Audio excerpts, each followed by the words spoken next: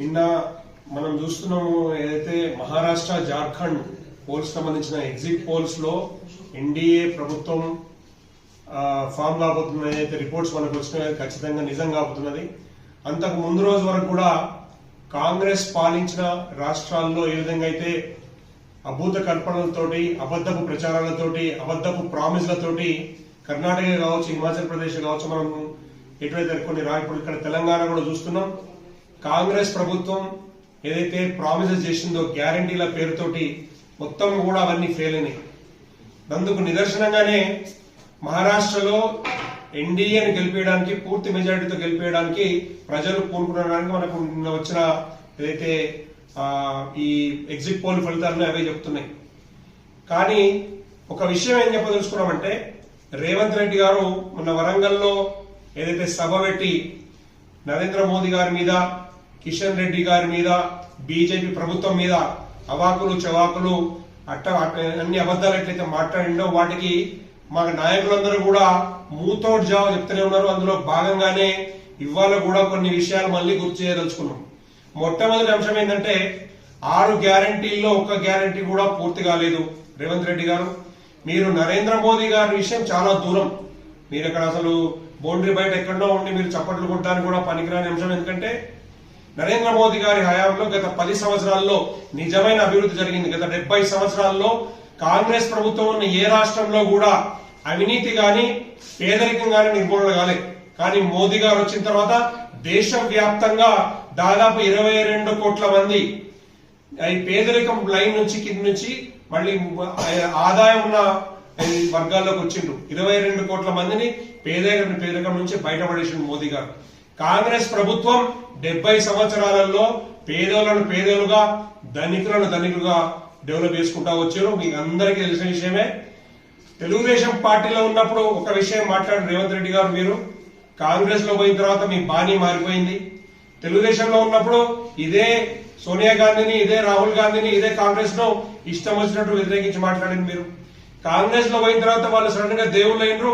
నరేంద్ర మోదీ గాని, NDA alliance ఉన్న అన్ని పార్టీలు నాయకులందరూ కూడా మీకు వ్యతిరేకులుగా ఎట్లా మారిండ్రు మీరు చెప్పాలి. 6 గ్యారంటీలు ఫెయిల్ అయినాయి. ఇవాళ మీరు కులగణన పేరుతోటి ఏదైతే ప్రజలను విడదీసి పాలించాలనే నెపంతో దేశవ్యాప్తంగా కాంగ్రెస్ కుట్ర పన్నిందో ఆ కుట్రను తిప్పికొట్టడానికి నిదర్శనమే మహారాష్ట్ర, జార్ఖండ్ రిజల్ట్స్ అని చెప్తున్నాం. రేపు రిజల్ట్స్ రాబోతున్నాయి. రిజల్ట్స్ రాగానే మహారాష్ట్రలో పూర్తి మెజార్టీ తోటి ఎన్డీఏ ప్రభుత్వం వస్తుంది. కేవలం మహారాష్ట్ర ఎకానమీకి సంబంధించి $1 ట్రిలియన్ ఎకానమీని మన నరేంద్ర మోదీ గారి ప్రభుత్వం ప్రణాళిక సిద్ధంగా ఉన్నది. అంటే దాదాపు 8 లక్షల కోట్ల సంబంధించిన అభివృద్ధి మహారాష్ట్రలో చేయడానికి ప్రణాళిక సిద్ధంగా ఉంది. కాంగ్రెస్ ప్రభుత్వంలో చెప్పుకోవడానికి ఒకటైనా అభివృద్ధి పథకం ఉన్నదా? 22 కోట్ల మందిని మోదీ గారు పేదరికం నుంచి బయటపడేసిన నేను చెప్తున్నా, మా పార్టీ చెప్తుంది, మా దగ్గర లెక్కలు ఉన్నాయి, ప్రభుత్వం లెక్కలు ఉన్నాయి. మీ దగ్గర ఉన్న లెక్కలు 10 మందిని మీరు పేదరికం నుంచి బయటపడేసిన దాఖలాలు ఏమైనా ఉన్నాయా? ఎందుకు మీరు మోదీకి వ్యతిరేకంగా మాట్లాడుతున్నారు? కిషన్ రెడ్డిని గారు పట్టుకుని మీరేమన్నారో తెలంగాణ వ్యతిరేకాన్ని మాట్లాడారు. మీకు ఒక విషయం గుర్తు చేస్తున్నా, తెలంగాణ ఉద్యమం మొత్తం జరిగిన కాలంలో ఏ రోజు కూడా తెలంగాణ ఉద్యమంలో ఒక్కసారి జై తెలంగాణ అని మాట్లాడారు రేవంత్ రెడ్డి.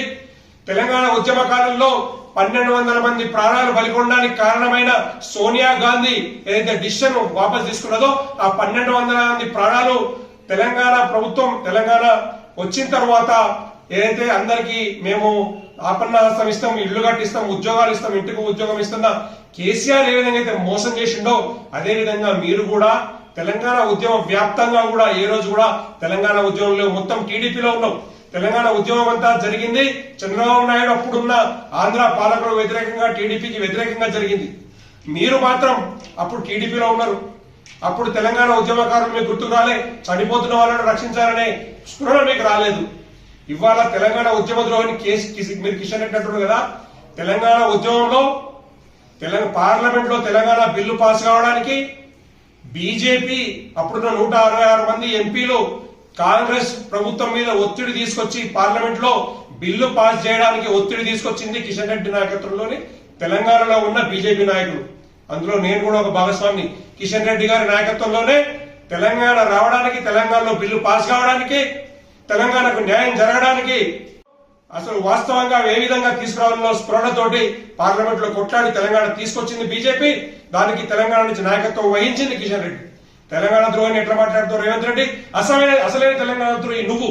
ఎందుకంటే తెలంగాణ ఉద్యమంలో వందల మంది ప్రాణాలు కోల్పోతున్నప్పుడు ఏ రోజు కూడా తెలంగాణ ఉద్యమకారులతో కలిసి ఒక్కరోజు అరెస్ట్ కాలే నువ్వు. ఒక కేసు లేదు నీ మీద. 60 కేసులు 70 కేసులు 100 కేసులు అయిన చాలా మంది విద్యార్థులు యువతులందరినీ కూడా కాపాడుకోవడానికి బీజేపీలో నాయకులు జేఎస్లో నాయకులు ఉన్న వాళ్ళందరూ కూడా బెయిల్స్ కోసం తపన పడుతూ కోట్ల చుట్టూ తిరిగిన రోజు ఏ రోజు రేవంత్ రెడ్డి రాలేదు. ఇవాళ ఏ విధంగా మాట్లాడుతున్నావు కిషన్ రెడ్డి గురించి? కిషన్ రెడ్డికి తెలంగాణ వ్యాప్తంగా కూడా ఆదరణ ఉన్నది. కిషన్ రెడ్డికి తెలంగాణ వ్యాప్తంగా కార్యకర్తల అండ ఉన్నది, ప్రజల అండ ఉన్నది. కాబట్టి మళ్ళీ ఆయన అధ్యక్షుడైండు, కేంద్ర మంత్రి రెండోసారి అయిండు. మీరు ఒక ఏదైనా మాట మాట్లాడటం ఆలోచించాలి. కేంద్రం దగ్గరికి మాటకు ఎందుకు పోతున్నారు మన రేవంత్ రెడ్డి గారు? మీరు తెలంగాణ ప్రభుత్వానికి ఇంతకుముందున్న 10 సంవత్సరాల టీఆర్ఎస్ కాలంలో ఉన్న 6 లక్షల కోట్ల అప్పును ఏ విధంగా తీరుస్తావో ముందు నీ దగ్గర ప్రణాళిక ఉండాలి. కొత్తగా ఎక్కడి నుంచి అప్పులు తీసుకొచ్చి నీ 6 గ్యారెంటీలు ఇంప్లిమెంట్ చేస్తావో దానికి గ్యారెంటీ ఉండాలి, దానికి ముందు ప్రణాళిక ఉండాలి. ఏది నీ శ్వేతపత్రం, ఏది నీ పేపర్ మీద లెక్కలేవి, ఎక్కడి నుంచి డబ్బులు వస్తాయి, ఎట్లా ఉన్న అప్పులు తీరుస్తావు, కొత్త అప్పులు తీర్చడానికి ప్రణాళిక ఏంది, అభివృద్ధి పథకాలేవి. పుట్టిగా నోరుకు వచ్చినట్టు మాట్లాడడం కాదు. మోడీ గురించి మాట్లాడడానికి ఎటువంటి అర్హత లేదు, కాంగ్రెస్ కే లేదు. దేశవ్యాప్తంగా రాహుల్ గాంధీ పప్పు అని మాట్లాడతాం మేము. రాహుల్ గాంధీ కేర్ చేయం. నువ్వు మాట్లాడితే పట్టించుకునేది కూడా లేదు. ఇంత మాత్రం స్పందన ఎందుకంటే బీజేపీ కార్యకర్తలు గాని బీజేపీ నాయకులు గాని తెలంగాణ ఉద్యమ కాలంలో తెలంగాణ సాధించడానికి మనసా వాచకరణ పార్లమెంట్ నుంచి మొదలు పెడితే ఇక్కడ పల్లెలు ఇంక్లూడింగ్ గజ్వెల్లో కూడా అరెస్టులు జరిగినాయి. రాస్తా రోకోలు చేసినాం, రైలు రోకోలు చేసినాం, ధర్నాలు చేసినాం. తెలంగాణ కోసం చాలా మంది ప్రాణాలు అర్పించు, తెలంగాణ కోసం జైలు కూడా పోయినాం. నీదేమి సాక్రిఫైస్ నేచర్ లేదు.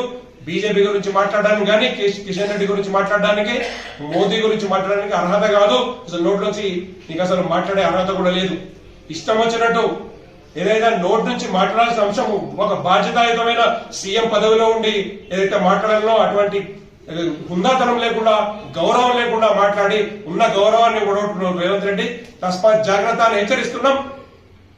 ఇవాళ రేపు వచ్చే రిజల్ట్స్ లో మహారాష్ట్రలో గవర్నమెంట్ ఫామ్ అవుతుంది, జార్ఖండ్ లో గవర్నమెంట్ ఫామ్ అవుతుంది, ఎన్డీఏదే.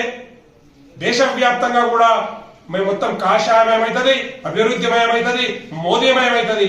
మీరేమీ పీకలేరు, మీరేం చెయ్యలేరు.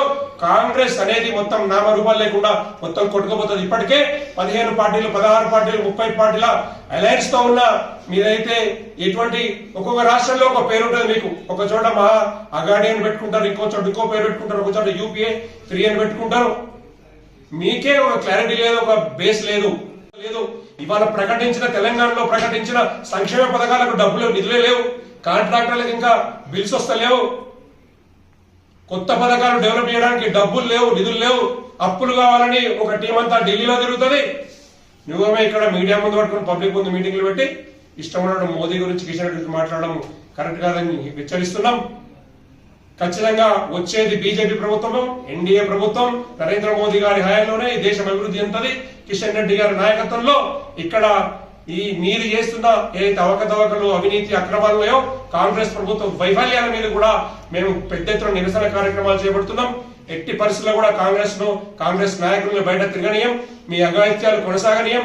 ఇక్కడ ఈ గజ్వెల్ కాన్స్టిట్యున్సీలో గుళ్ళకు సంబంధించి కానీ గవర్నమెంట్ ఇంతకుముందున్న గవర్నమెంట్ అక్రమంగా లాక్కున్న భూములు కానీ రైతుల దగ్గర నుంచి లాక్కున్న భూములు కానీ అన్ని కూడా కొట్లాడిపిస్తున్నాం. కోర్టుల్లో కేసులు ఇస్తున్నాం, పోలీస్ స్టేషన్లో కొట్లాడుతున్నాం, పేదోళ్ల పక్షాన నిలుస్తున్నాం. భారతీయ జనతా పార్టీ ఇక్కడ వచ్చే రోజుల్లో మొత్తం రాబోయే ఎన్నికల్లో అది మున్సిపాలిటీ ఎన్నికలే కావచ్చు, స్థానిక సంస్థలే కావచ్చు, సర్పంచే కావచ్చు, మళ్ళీ వచ్చే అసెంబ్లీలో కావచ్చు, తెలంగాణ వ్యాప్తంగా భారతీయ జనతా పార్టీ విజయం సాధిస్తుంది. మీ అందరి నోరు నొక్కుతుందని చెప్తున్నాం. భారత్ మాత